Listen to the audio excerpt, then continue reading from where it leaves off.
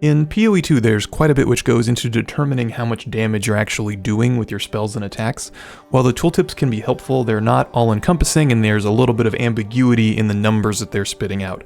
So in this video, we're going to try to go through all of the stuff which contributes to your spell and attack damage. Let's jump in. Let's start off by talking about attacks. This will be our player character over here, and this will be a monster which we are attacking.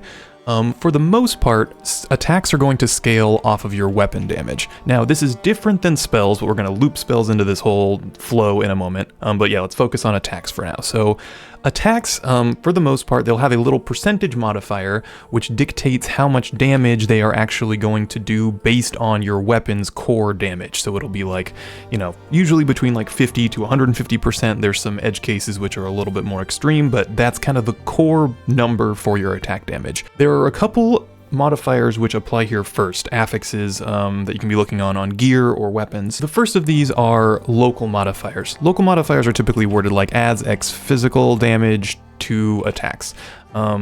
They will typically be reflected in the tooltip for the weapon, so like it'll be like plus, 7 to 12 physical damage, and you'll see the weapon's physical damage will actually be increased by that much as well. The other set of these that are kind of impacting weapon flat damage before any other modifiers apply are like adds X damage to attack modifiers that are non-local. So like you might see these on like rings or gloves, stuff like this. These contribute to this core weapon damage, and there's not much more to it. They're just going to add that much damage to the rolls, and then all of the rest of the math here will be derived from these values. This is what kind of leads to your core attack value.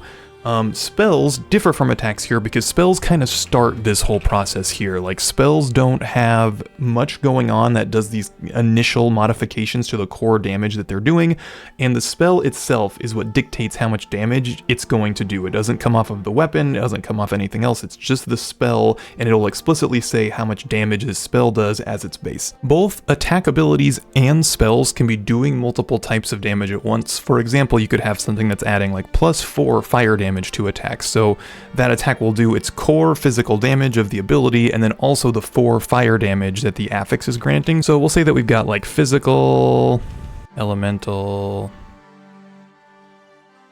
and chaos damage all coming out of our kind of core attacks. And again, a single attack can be doing more than one of these. From here, we start to get into the realm of damage conversion, where this starts to feel a little bit complicated, but I think we can make it through. Okay, so damage conversion actually happens in 2 steps. The first step is skill-based conversion.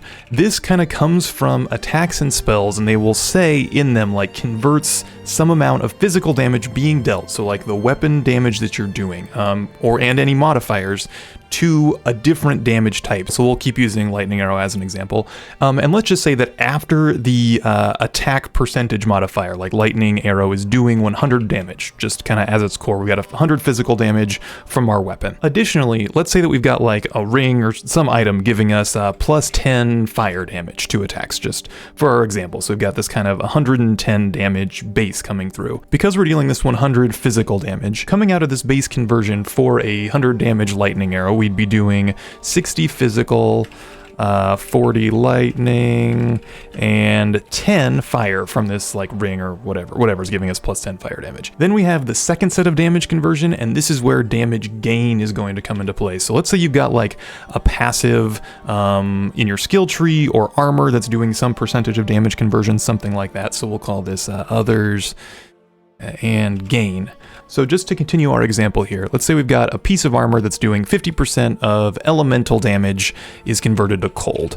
And then let's also say we've got a ring or something that's giving us gain 10% chaos damage.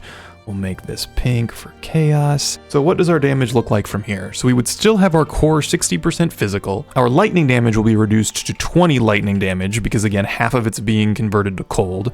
Our fire damage will also be reduced to 5 because half of it's being converted. That will result in this 25 cold damage. And now we've got 10% of kind of our core damage. We have 110 core damage here. So we have 10% gained as chaos, so that gives us 11 chaos damage. I do want to add a quick note here that if you somehow find yourself over converting in either of these conversion steps, so let's say you have like 100% of physical damage converted to chaos and 50% of physical damage converted to fire and 50% converted to cold, these values will get normalized to 100% maximum and then computed from there. So because we're at 200% total here, what would end up happening is 50% of your damage would actually end up being chaos, 25% fire, and 25% cold. The most that you can actually sum to is 100%, so the values kind of all get summed up to 100 and normalized if you have a given type of damage yielding more than 100% conversion. Overall though, within each of these steps, there's no like looping of conversion or anything like that. Conversion kind of happens all at once in this one big line, and all damage conversion occurs here. After conversion, we are in the realm of our first set of modifiers. So we'll do this and we'll call these modifiers, but these are only increased and decreased modifiers. There are a couple different categories of these modifiers. The first type will say something like plus 10%, again, increased damage with projectiles. You'll see these on the passive tree or on gear, gems, necklaces, stuff like that, and they will typically be qualifying on something that the spell or attack ability will have listed as the type of damage it's doing. Something to note here, if an attack does like multiple stages, so if it like fires a projectile which then explodes, the projectile modifiers will only apply to the projectile, and the AoE modifiers will largely only apply to the AoE, unless that AoE is derivative of the projectile damage, in which case the projectile modifiers probably also impact the AoE. It's really difficult to tell, but that's our best guess currently. The other type of these increased modifiers are typically based on damage type, so they'll say something like plus 10% increased physical damage.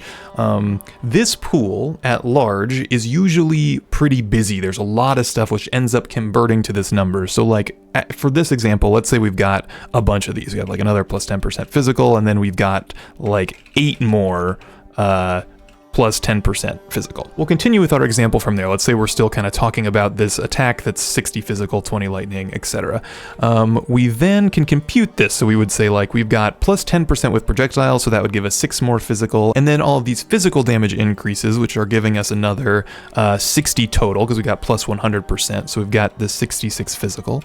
Then our lightning damage will only be impacted by our with projectiles, because again, we'll say this is a projectile ability, so it's got 2% more lightning. The fire and cold damage would be about the same story, so it'd probably be like plus 1 fire after rounding, plus 2 or 3 cold damage, etc. The thing that matters here is that all of these increased or decreased modifiers get applied in kind of one step here. They are all added together into one big sum, and then that modification is applied to your damage. But there are some modifiers which then multiply after this step occurs. These are modifiers with the more or less keywords. So they'll explicitly say like deal 10% more lightning damage or deal 50% less range damage, something to that effect. Those are actually multiplicative. Let's say we've got something giving us 50% more physical and 50% more with projectile skills. Let's continue our math then. We've got 60 physical here, and then we're adding 66 more, so we'd be at 126 physical damage total. These multiplier steps, these more or less modifiers, would also be being applied to our other damage if they meet its qualifications, but we're just going to continue with physical just for the sake of our example. So we'd be dealing 126 physical damage initially. Then we'd go through our first 50% more step. 50% more of 126 is 189, I think, if I'm doing my math right. And then, because we have another 50% more, because this is a projectile skill, we get another 50% more of that. That would be 284, 283, 284. So another big takeaway here is that these more or less multiplicative steps are very important because they are kind of a separate damage bucket. So if you can just get a little bit more, even if it's just like 10% more physical damage, that's way more potent than 10% increased physical damage, because as I said, this modifier's increased pool is typically very large, or at like hundreds of percent modification here.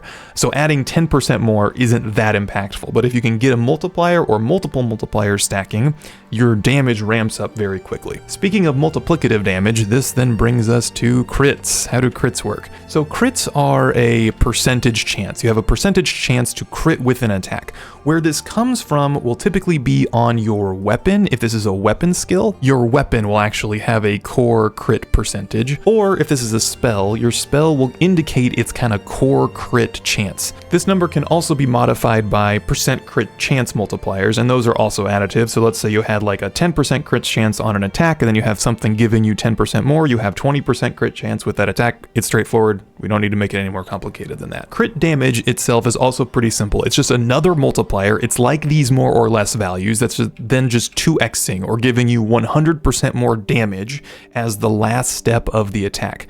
This crit bonus multiplier can also be scaled up with an affix. I think it's like plus crit damage bonus or something like that. I'll put an example on the screen here. But what that thing does is, let's say you have like 50% crit bonus.